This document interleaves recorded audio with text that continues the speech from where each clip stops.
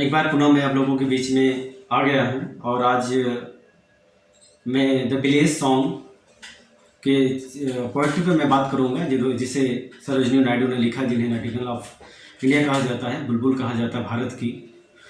Nightingale of India जो मतलब सरोजिनी नायडू कहा जाता है, उन्होंने ये द विलेज ऑफ सॉन्ग लिखा है। इसमें उन्होंने दो जनरेशन के बीच में बात की है।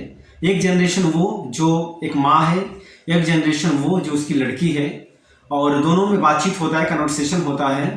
तो माँ कहती है कि honey child whither are you going, मेरी मधु से भी मीठी, मतलब मधु से भी मीठी, मतलब ये मेरी प्यारी बच्ची, ये मेरी प्यारी बच्ची, तुम कहाँ जा रही हो? Whither are you going, तुम कहाँ जा रही हो? Would you cast your jewellers all to the breezes blowing, तुम अपने इन गहनों को चलती हुई हवाओं में, ठंडी हुई हवाओं में तुम निकाल कर क्यों फेंकना चाहती हो, क्यों फेंक कर जा रही हो? और तुम जा कहाँ रही हो? तुम्हें जो ये गहने दिए गए हैं पहनने के लिए, वो तुम निकाल कर इन हवाओं में फेंक कर क्यों जा रही हो? Would you leave the mother, क्या तुम अपनी माँ को छोड़ दोगी? Would you leave your mother, क्या अपनी माँ को छोड़ दोगी? Who on golden grain has fed you, जिसने तुम्हें सुनहरे दाने खिला खिला के तुम्हें पाला है, तुम्हें पोसा है, क्या तुम उस माँ को भूल जाओगे? क्या उस माँ को तुम छोड़ जाओगी जिस माँ ने तुम्हें गेहूं, मतलब गेहूं का जो कलर होता है वो क्या था, गोल्डन होता है, क्या तुम उन दानों को, जिस दाने को, तुम्हें कीमती दानों को माँ ने खिला के पाला पोसा है, क्या तुम उस माँ को भूल जाओगी? फिर कहती है माँ, would you grieve the lover, lover मतलब प्रेमी। यहाँ पर बच्ची की शादी हो रही है और उसका पति क्या है, वो घोड़े पर तैयार होकर शादी करने के लिए आता है। तो यहाँ माँ कहती है, क्या तुम उस प्रेमी को, क्या उस पति को तुम दुख दोगी? Who is riding forth to wed you, जो घोड़े पर चढ़कर विवाह करने के लिए तुम्हारे आगे आ रहा है, तुमसे विवाह करने के लिए आ रहा है, क्या तुम उस पति को, क्या तुम उस प्रेमी को, क्या तुम दुख दोगी जो तुमसे शादी करने के लिए आ रहा है? अब यहाँ पर बच्ची जवाब देती है माँ का, mother mind to the wild forest I am going, बच्ची जवाब देती है माँ को, माँ मैं जंगल की तरफ जा रही हूँ, मैं जंगल में जा रही हूँ। Where upon the champa birds are blowing, मैं वहाँ पर जा रही हूँ जहाँ पर चंपा की शाखाओं पर, चंपा की टहनियों पर चंपा की कलियाँ खिली हुई हैं, मैं वहाँ पर जा रही हूँ। फिर कहती है कि to the koil haunted river isles where lotus lilies glisten, कहती है माँ मैं वहाँ पर जा रही हूँ जहाँ पर चंपा की शाखाओं पर, चंपा की टहनियों पर उसकी कलियाँ जो है वह खिली हुई हैं। उसके बाद मैं वहाँ पर जा रही हूँ जहाँ पर कोयल की आवाज़ें मीठी मीठी कुकू कुकू करके आ रही है, जहाँ पर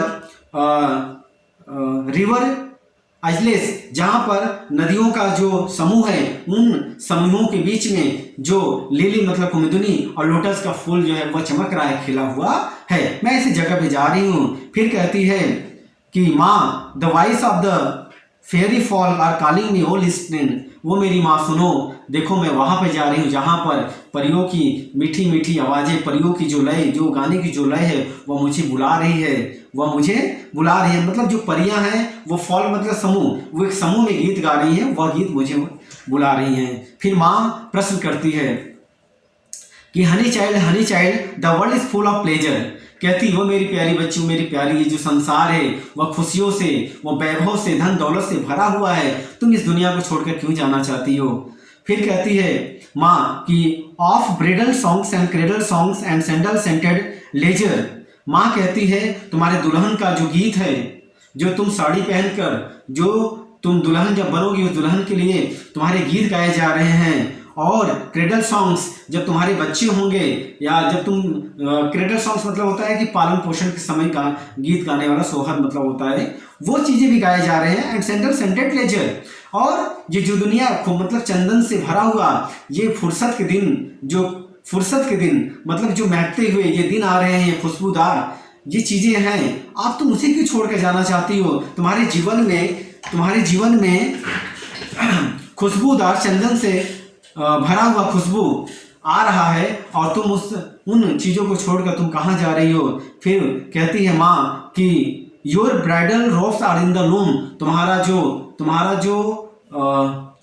जो दुल्हन की जो साड़ी है वह भी, वो लूम मतलब होता है जहाँ पर कपड़ा बनाया जाता है, वो उस पर बना हुआ है, वो उस पर रखा गया है, तैयार हो रहा है लूम पर। सिल्वर एंड सेफ्रॉन ग्लोइंग, वह कैसा है, वह सिल्वर और सेफ्रॉन मतलब सिल्वर और केसरिया रंग का वो चमक रहा है, इस आकार का बनाया गया है तुम्हारे लिए।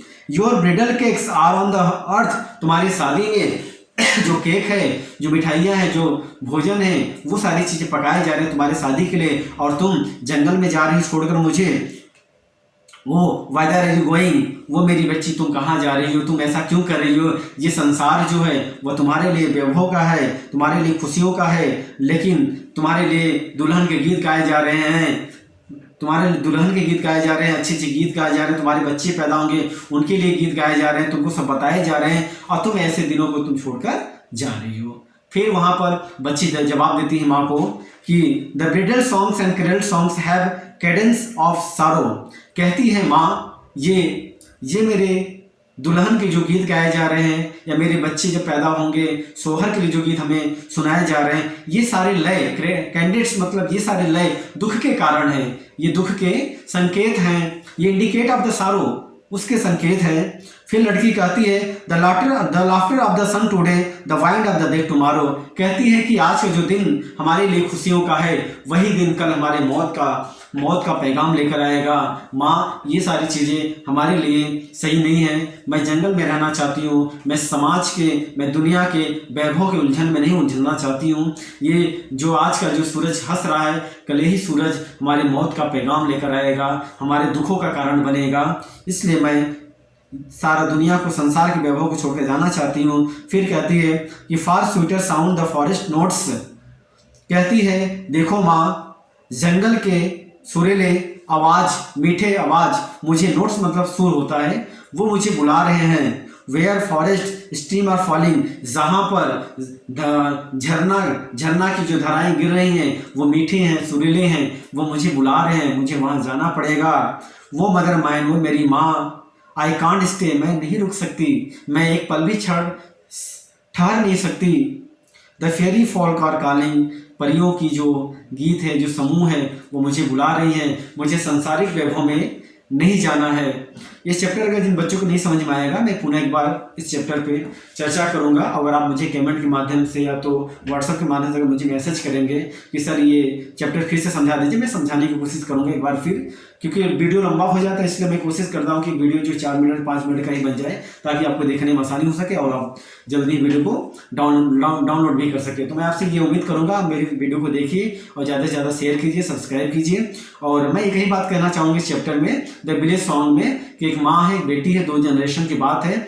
माँ जो है वो अपनी बेटी के लिए लाख वैभव दिखा रहे दुनिया की, लेकिन बेटी उन वैभव के पीछे नहीं जाना चाहती। वो तो सुख से, वो दुनिया के रंजो गम से वो निकलना चाहती है, वो दुनिया के वैभव से बाहर निकल के वो सुख की दुनिया में रहना चाहती है। इसलिए बेटी माँ ने बेटी को बहुत चीज़ें दिखाया, लेकिन बेटी उन सब चीज़ों को नकारते हुए वो अपनी दुनिया के सुख और वैभव को माँ के सामने रखते हुए वह माँ को छोड़कर चली जाती है। तो आज के लिए इतना ही, धन्यवाद। जो चीज़ नहीं आएगी मैं फिर डिस्कस करूँगा, ठीक। Thank you so much for watching me.